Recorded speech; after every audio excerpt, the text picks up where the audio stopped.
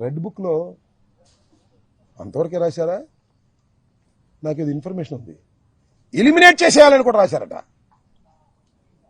పోలీసుల సహకారంతో చంపేయాలని కూడా రాశారంట. లోకేష్ నాయకత్వంలో, చంద్రబాబు నాయకత్వంలో పోలీసుల సహకారంతో చంపైనా చంపేస్తాను.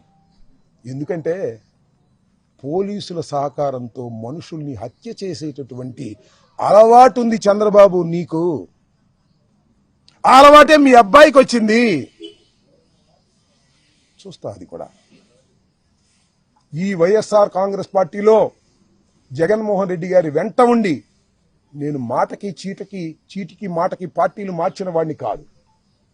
ఆ రోజున కాంగ్రెస్ లో డాక్టర్ వైఎస్ రాజశేఖర రెడ్డి వెంట ఉన్నాను. రాజశేఖర రెడ్డి గారు మరణించిన తర్వాత జగన్మోహన్ రెడ్డి వెంట నడుస్తున్నాను.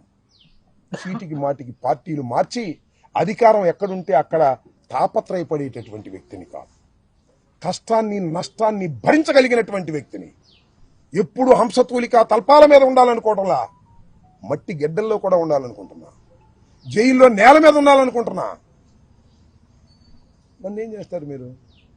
కేసు మీద కేసు పెట్టారు. ఉండాలి ట్విస్ట్. బెయిల్ రాగానే ఇంకో కేసు పెట్టారు. దానిలో బెయిల్ రాగా ఇంకో కేసు పెట్టారు. ఎన్ని పెట్టుకుంటారే? సంవత్సరం అటు పెట్టుకుంటారా? రాజమండ్రిలో చెప్పొచ్చా ఇల్లు వస్తానన్నా, అటు అనకూడదు సార్.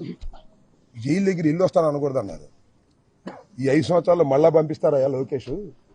నేను సిద్ధంగా ఉన్నాను రావడానికి అని కూడా చెప్పా. I don't care. తగ్గను. ఎన్ని కేసులు పెట్టుకున్నా తగ్గను.